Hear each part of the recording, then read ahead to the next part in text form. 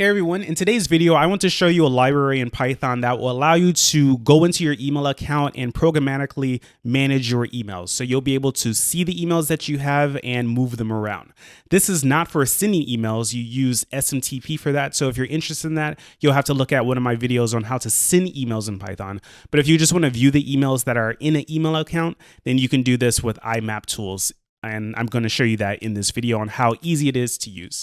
And if you have any questions about this, like if you need help integrating this into your app or project, you can reach out to me. I have something called the coaching program where I help people one-on-one over Zoom with their programming problems, their Python problems, Flask, Django, whatever. If you need help from me directly, feel free to reach out to me. You can go to prettyprinter.com/coaching to learn about it or click on the link in the description below. So with that said, let me show you how this library works so you can see how easy it is so you can start using it in your projects. Okay, so to get started, the very first thing you need is an email account that allows you to have IMAP access. So I use Fastmail, so I have this. So I'll go over to my integrations page here, and then I can create a new app password, and that will allow me to create a password that this library can then use to connect to my email account. So what I'll do is I'll select custom. And of course, any email service that you use is going to have something similar to this if it supports IMAP. So obviously I can't show you what every email service looks like, but it's all going to be pretty similar. So I'll call this IMAP tools as the name. It's just a custom thing. And then what I can do is I can select IMAP here. There's also the option of selecting mail where it allows you to do IMAP, POP, and SMTP, but I'll just select IMAP here. And then you can also select read only if you want to. Obviously, if you only want to read emails, I recommend doing read only access just so you don't mess anything up. But if you do want to move emails around or mark them as read as something, then you can make sure that you have write access as well. So what I'll do is I'll generate this password and I'll just copy this password into my script here. So I'll call this mail password. And I'll just paste in the password there. So that's all I have to do for Fastmail. I'll have a username. So I'll put mail username here, which is going to be support@prettyprinter.com. By the way, if you want to email me for whatever reason, don't use this email. Just use anthony@prettyprinter.com and I'll get back to you. Support is for something else. It's for this video. So support@prettyprinter.com and then the mail password here. So now that I have this part set up, what I want to do is I want to install the library. So if I just go to the PyPy page for IMAP tools, we'll see the pip install command is pretty simple. Pip install IMAP-tools. So I'll put that here. And my mouse doesn't want to copy. So I'll just do pip install IMAP-tools. And it installs pretty quickly here. So to use it, I need to import just one thing. So from IMAP_tools, import mailbox. And what I want to do is I want to first create a mailbox connection. And then once I'm inside the mailbox, I can then look at the different folders. So if I go over to my account here, this kind of represents the entire mailbox. Like I have an inbox, an archive, drafts, sent, spam, and trash. And then right now I'm in the inbox folder, right? So that's how they differentiate the mailbox from the folder. So the mailbox is your entire account, whereas the folders are the folders that are defined here by default. And then of course, if you create any other folders, you'll have them. So what I'll do is I will take this mailbox and create a connection to it. And that can be done using with, because mailbox is created with the context manager. So I'll take mailbox and the first argument is going to be the address of the IMAP server for your email provider. It's usually imap.whatever.com or whatever your domain for the email is. So imap.fastmail.com. If you're using Gmail, it'll be imap.gmail.com and so on. So you connect to the server there and then you need to pass in your credentials. So this will be a couple of things. So the first will be your username. The second will be your password. So just using the constants that are defined. And then you can also have like a default folder that you connect to. In my case, it will be the inbox.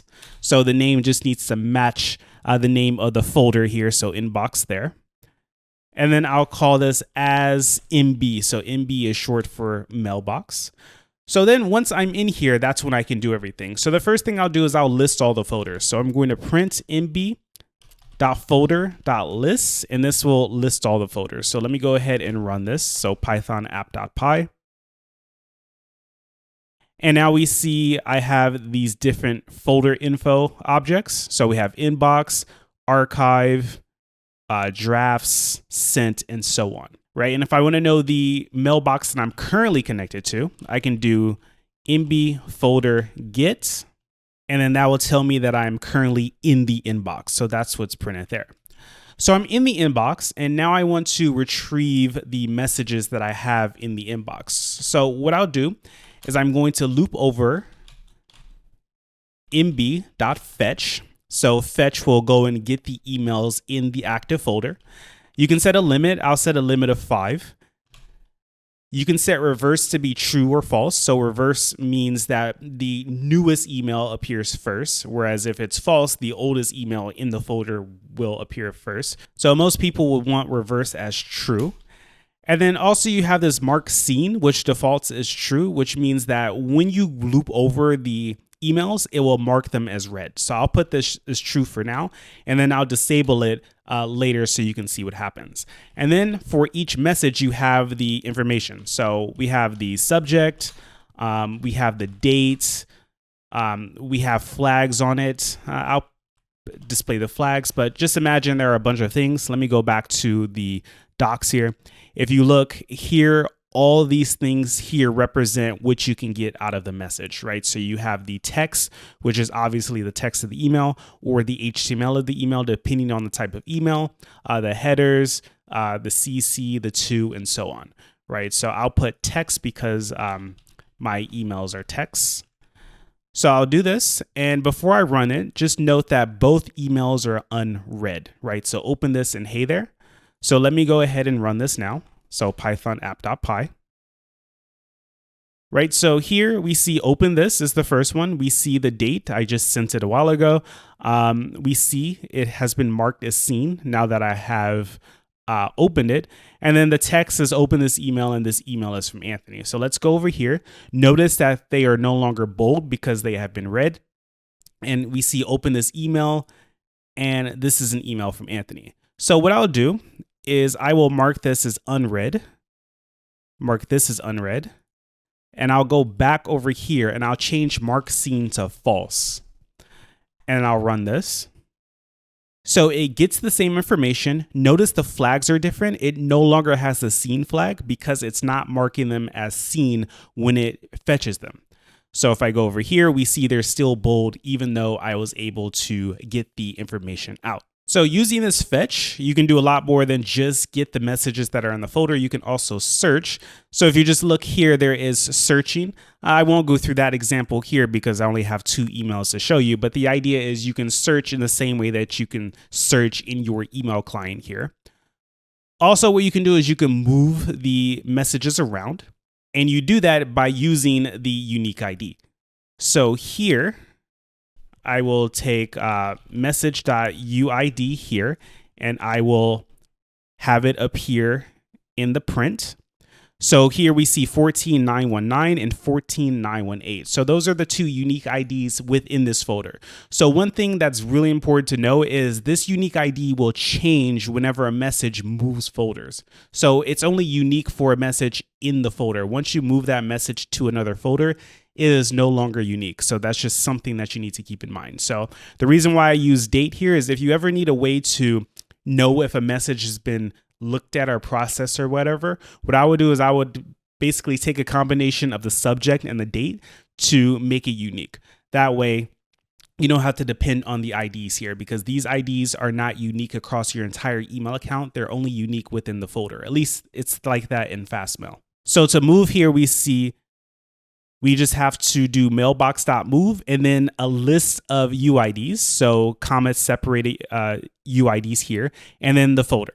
So what I'll do here is I'll say mailbox.move, and then I want to move the open this email. So 14919, and I want to move it over to the archive. So when I run this code, I expect that my open this email will disappear and it will go into the archive. So let me go ahead and run that. And now when I go back over to the email account, we see that open this has moved. What I can do is I can move the other one, so 14918 to the drafts folder. So it's called drafts, yeah, with an S. So let me go ahead and move that. And now when I go back, I see it has appeared in my drafts folder. So as you can see, using this library is very simple.